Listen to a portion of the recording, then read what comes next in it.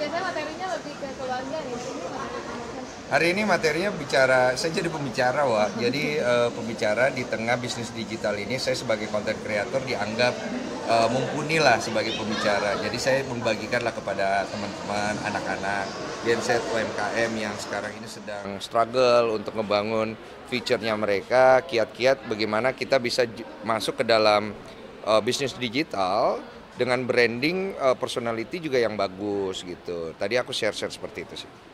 Apa sih rahasianya bisa berhasil di dunia apa digital sendiri kan? Rahasianya ya Tuhan ya.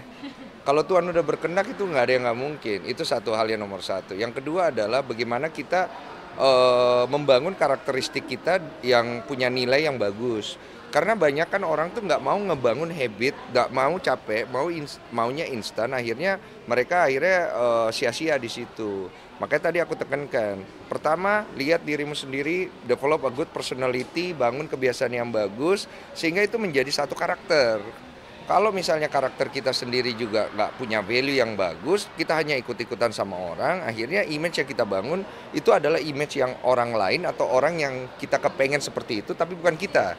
Akhirnya kita akan punya problem nih pada saat nanti kita udah sukses atau sudah mencapai sesuatu, kita nggak bisa jadi diri kita sendiri, kemana-mana kita khawatir, takut nanti ketahuan bukan kita nggak kayak gitu. Karena gini loh, banyak orang takut untuk mengenalkan dirinya kepada dunia, mengenalkan kekurangan mereka, karena mereka menganggap itu sebagai suatu hal yang jelek, suatu hal yang bisa membuat mereka tidak bagus gitu loh. Padahal dari situ sebenarnya mereka bisa belajar untuk melihat proses mereka dari tidak bisa, jelek, bodoh, sampai bisa, pinter, dan bagus. Karena yang sebenarnya orang lihat itu.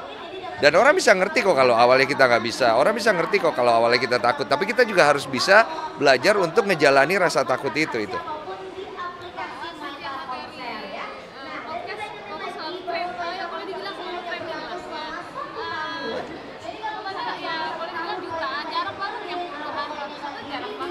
Kebetulan sih, mungkin penontonku udah cukup kuat aja.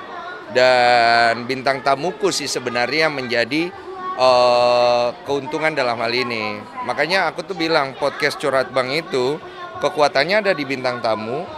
Saya tidak menganggap peran saya di situ lebih besar jauh daripada bintang tamu. Makanya saya selalu ngelihat bintang tamu ini bagaimana caranya kita approach ke mereka.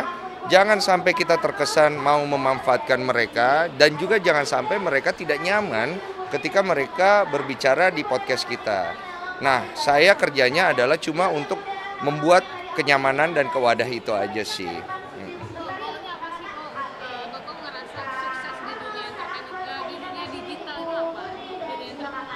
Apanya? Sukses itu kan banyak sekali perspektifnya. Kalau buat aku sendiri, sukses itu adalah tetap bisa menjadi diri sendiri, tetap bisa tahu kalau kita bisa salah, kita juga punya kekurangan, dan mau belajar untuk memperbagus itu aja. Jadi kesuksesan itu tidak hanya orientasi materi aja. Materi, pencapaian itu semua sudah di ranah Tuhan. Ranah kita adalah bagaimana kita mendevelop diri kita dengan kelemahan kita untuk kita perbaiki aja. Dan untuk menjadi jujur dengan kekurangan kita supaya kita bisa memperbaiki apa yang menjadi masalah kita. Karena kalau kita udah nggak jujur, kita nggak akan pernah memperbaiki itu. Gitu. Doa ibu, doa istri sekarang yang menurut saya itu menjadi pembuka jalan sih buat saya. Dan sekarang Ada apa? ada si kecil. Iya. Mungkin akan ikut nimbrung di dunia digitalnya Koko yang akan meramaikan nanti. Iya, jadi sekarang ada baby ya yang lahir dan membuat saya merasakan satu experience baru sebagai manusia, berasa jadi bapak, berasa suatu hal yang baru yang saya nggak pernah rasakan, satu hal yang bikin penasaran, dan menurut saya sih ini akan menjadi bagian saya juga dalam kehidupan saya, dalam karir saya gitu loh. Cuma saya belum tahu nih arahnya mau dibawa kemana. Saya pengen jalannya natural, organik aja, dan sampai sekarang juga saya belum announce masalah kelahiran baby dan segala macam, karena aku nggak mau terlalu akhirnya memanfaatkan momen untuk kepentingan saya pribadi, tapi saya pengen ketika kami sudah siap, maka kita jalanin gitu. Boleh kasih bocoran namanya siapa? Jenis kelaminnya Nama panggilannya aja, nama panggilannya Briel. Jenis kelaminnya perempuan, beratnya 3,1 kilo, panjangnya 47 cm. Dan udah lahir kemarin. Iya. Rahasia. Pokoknya udah lahir, sehat, nanti kita nanti kita publikasikan. sempat merasakan nangis juga nggak sih di ruang Iya. tindakan? Terharu lah, karena biar gimana itu satu momen yang saya juga nggak nyangka bisa kena secara emosional.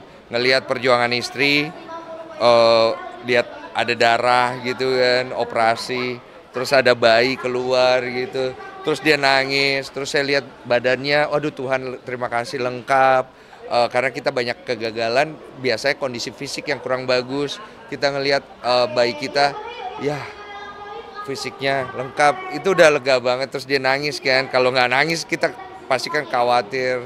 Dan sampai sekarang udah hari kesekian, babynya growing very fast, karyanya tinggi, konsumsi susunya gede, dan istri juga ASI-nya keluar. I think everything good lah.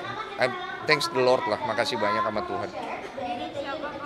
Kalau sementara ini katanya miripnya tuh Ciolive, tapi kadang-kadang sekilas ada mirip saya. Cuma saya merasa lebih mirip istri saya kayaknya. Iya, tapi nggak tahu, katanya muka bayi masih berubah. Cuman warna matanya abu-abu, kulitnya lebih ada bulenya, rambutnya lurus nggak berombak kayak saya.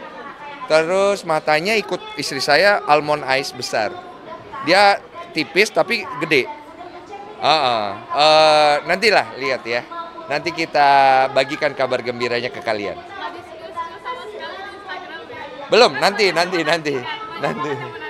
Iya, cuma aku nggak pengen jadi kesannya kayak kita tuh, wah ini banget sih, orang nungguin banget, nggak mau gitu juga. Jadi memang koordinasi sama istri, kesiapan mental istri, dan waktu yang tepat untuk announce kabar gembira. Hanya sharing kabar gembira dan say thank you buat semua orang, dan ngasih semangat buat semua pejuang, dua garis.